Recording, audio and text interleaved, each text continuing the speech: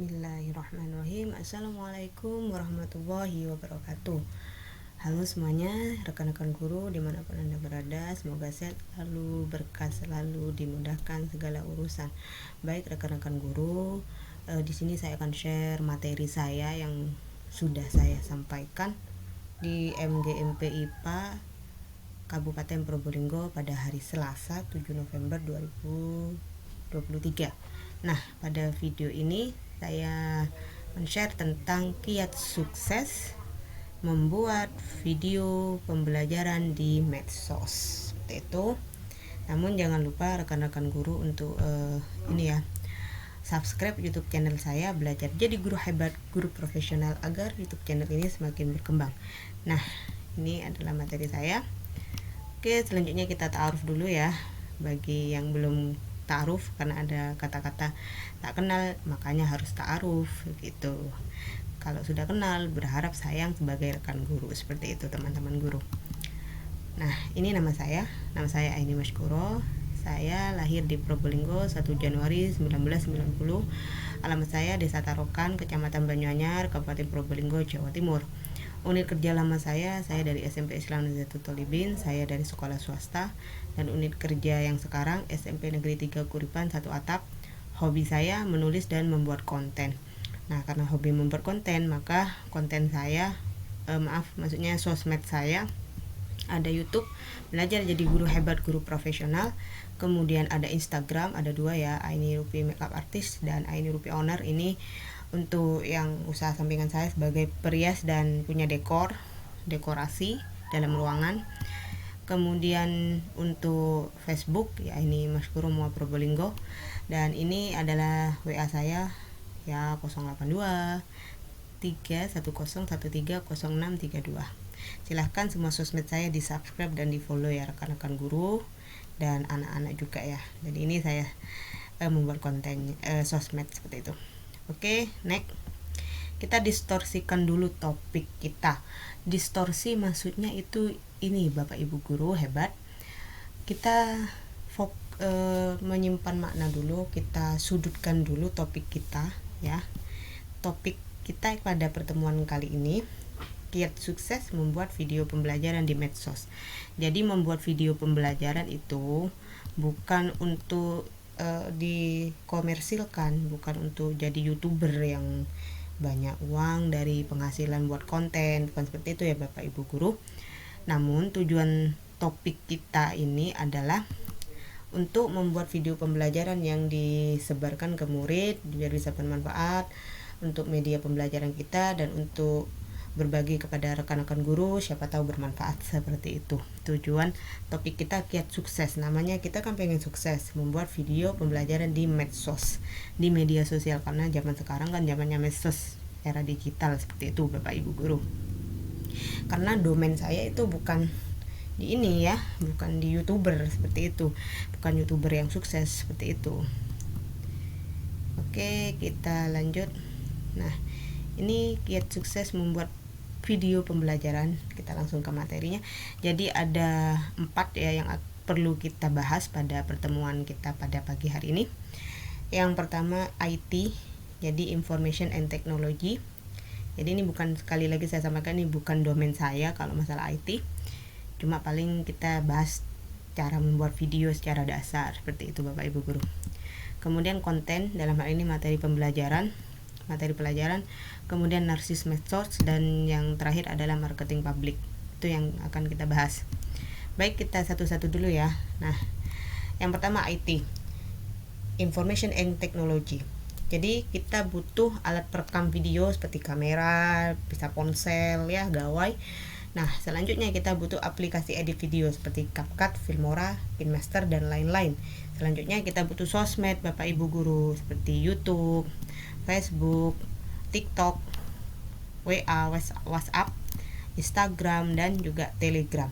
Jadi setelah kita memproduksi video dan sudah kita edit sedemikian rupa, kita share ke media sosial kita dan otomatis kita akan berteman dengan murid-murid kita. Nah, seperti itu. Jadi itu maksudnya kiat suksesnya kita untuk membuat video pembelajaran.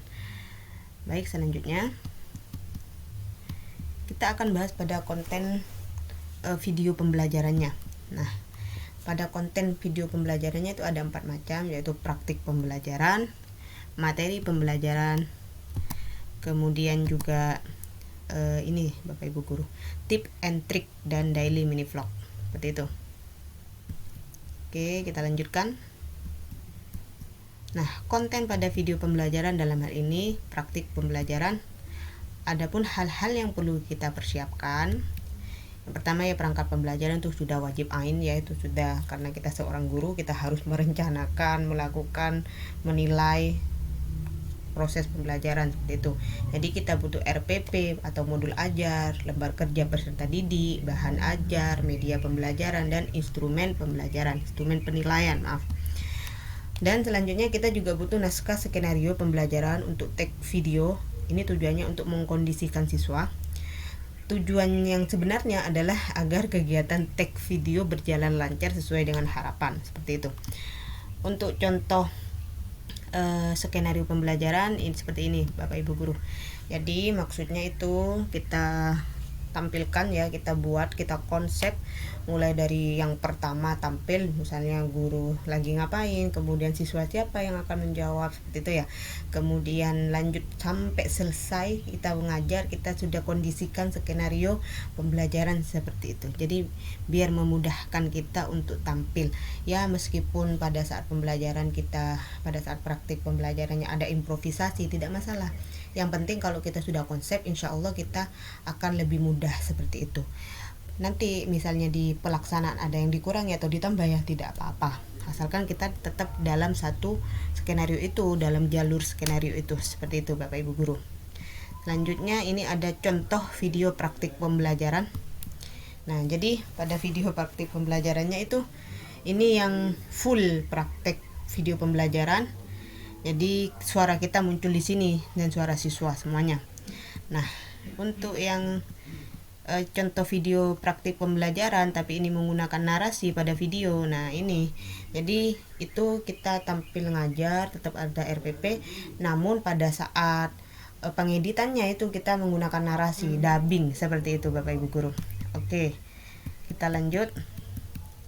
Kelebihan menggunakan narasi pada video pada praktik pembelajaran, kita tidak perlu membuat naskah skenario tanpa pengkondisian pada peserta didik, jadi natural aja, namun tetap sesuai RPP. Hanya membuat narasi kegiatan pada video pembelajaran, namun jangan lupa Bapak Ibu guru, video asli itu volumenya kita nolkan saat mengedit di aplikasi CapCut, seperti itu. Dan bisa dipercepat pergerakan video aslinya sesuai dengan kebutuhan.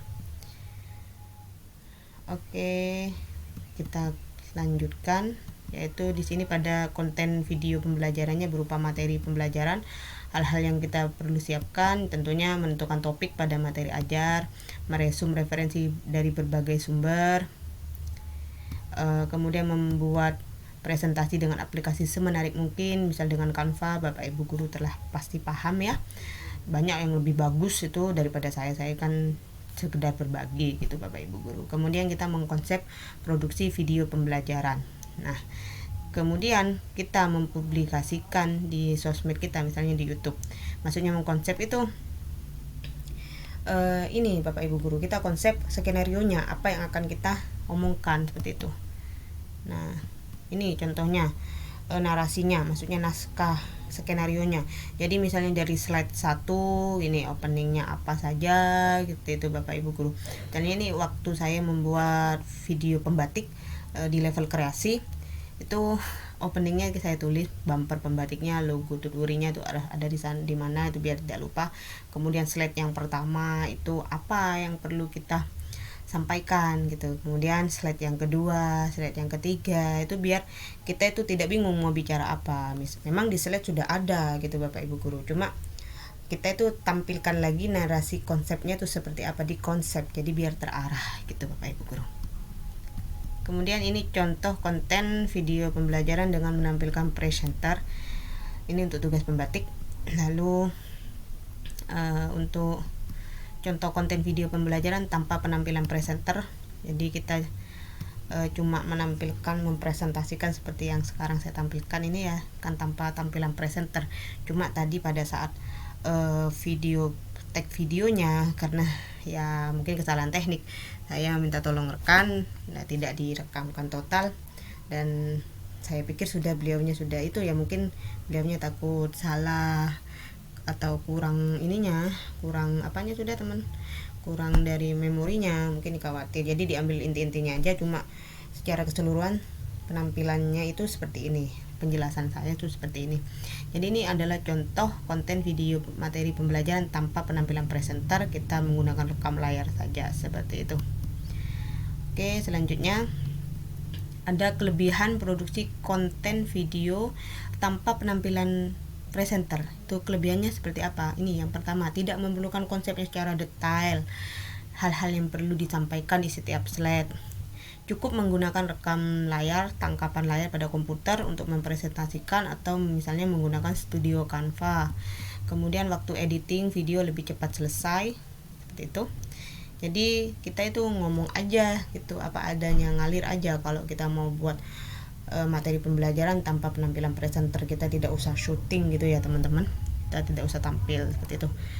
Oke, selanjutnya ini ada topik yang ketiga, yaitu konten berupa video tips and trick ya. Nah, ini maksudnya berbagi tentang kiat atau cara tutorial, atau maksudnya itu berbagi tentang kiat, cara atau tutorial suatu hal. Tujuannya ya untuk mengurangi kebingungan seseorang menghadapi kesulitan dan diharapkan bermanfaat bagi orang lain. Jadi tujuan saya itu membuat YouTube karena saya orangnya awalnya bingung, misalnya mau membuat Google Home itu kan bingung. Jadi saya tuh pengen berbagi, misalnya ada tips yang lebih cepat, lebih praktis, saya bikin presentasi kemudian saya share di YouTube. Jadi tujuannya seperti itu, menampilkan tips and triknya seperti itu Bapak Ibu guru. Misalnya juga ada video pembelajaran, ada tips and trik saat PPG, misalnya tugas membuat karya inovasi ya.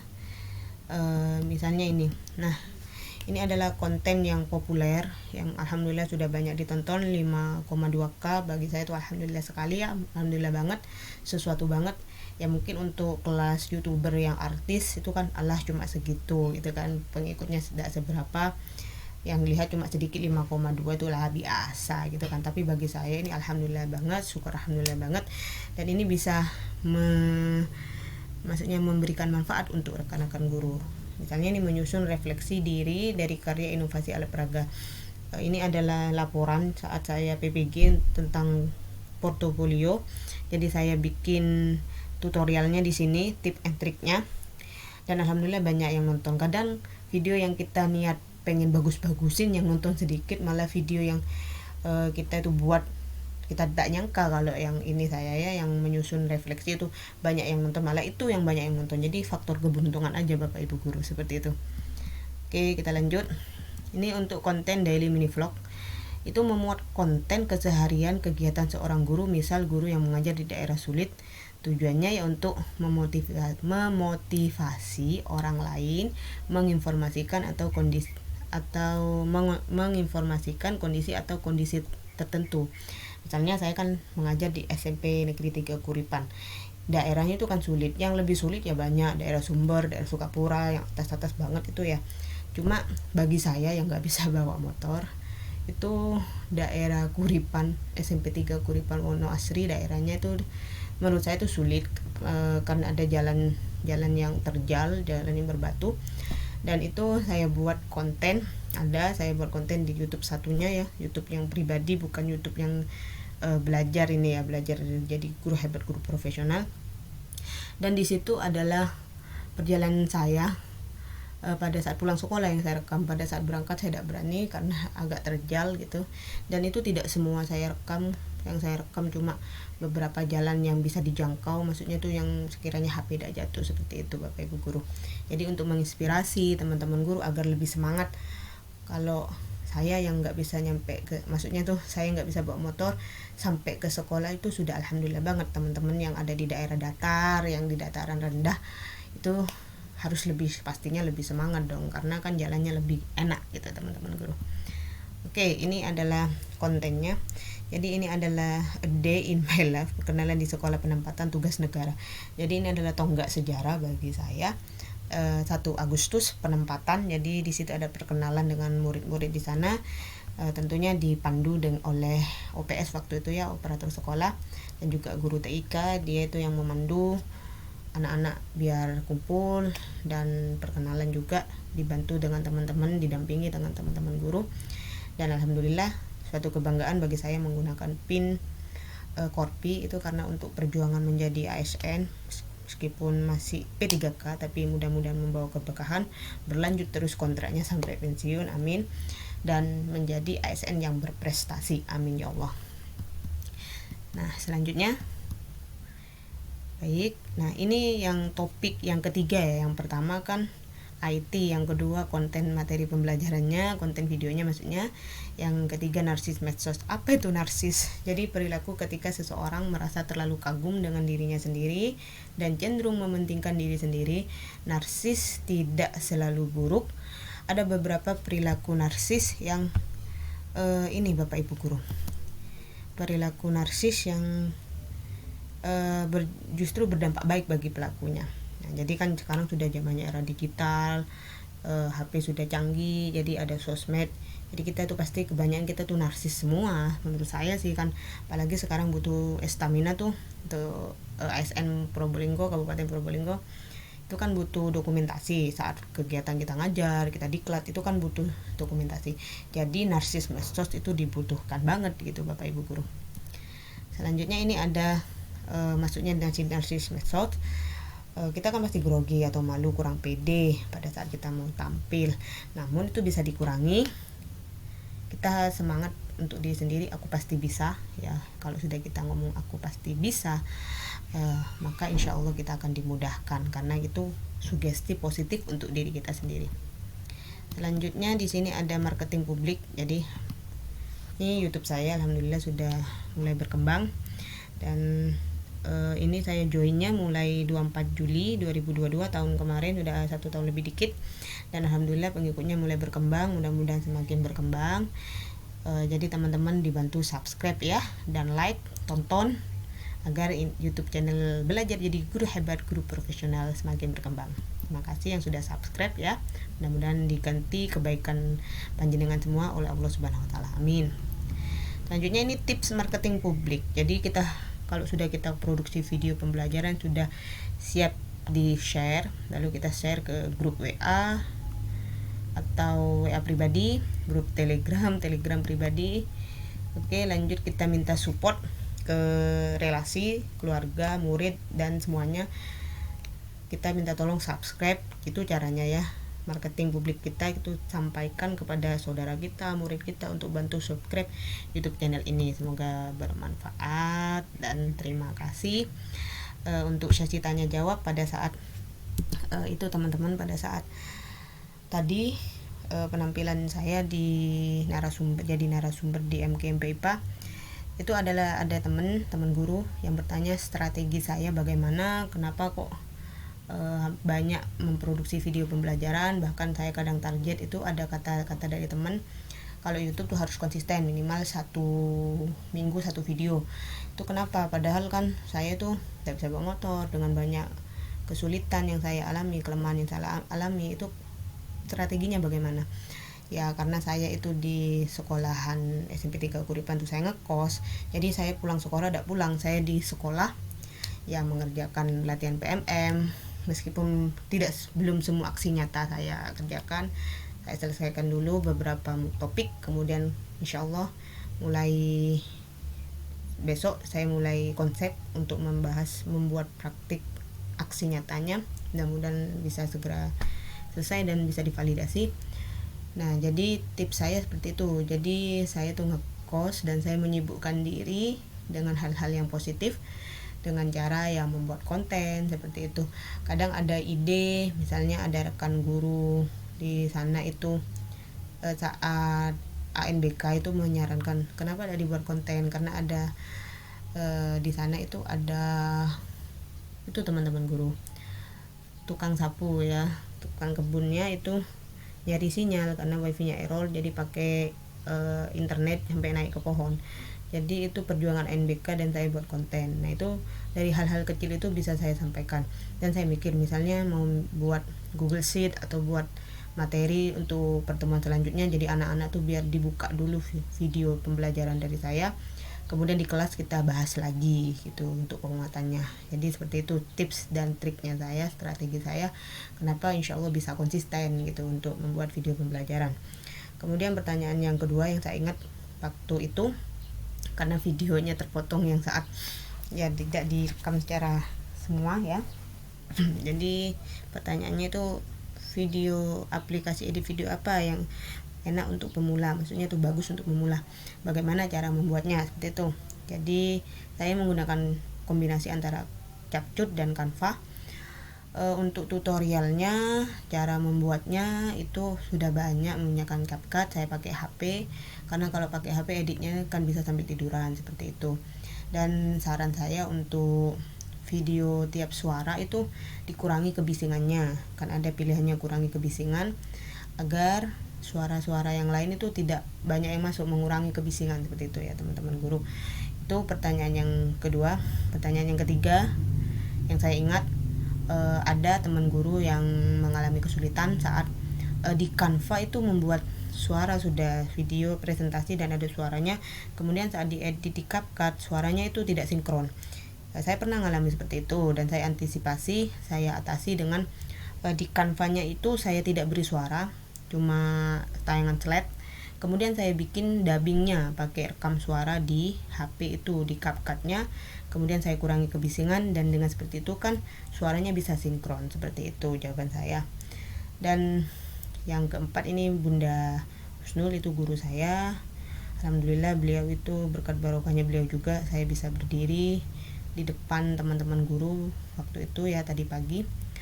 Ini sebenarnya videonya ini setelah saya tag videonya setelah saya selesai MGMP untuk materinya, seperti itu. Berkat beliau juga saya, berkat cintanya beliau saya bisa tampil jadi narasumber, masya Allah, itu amanah.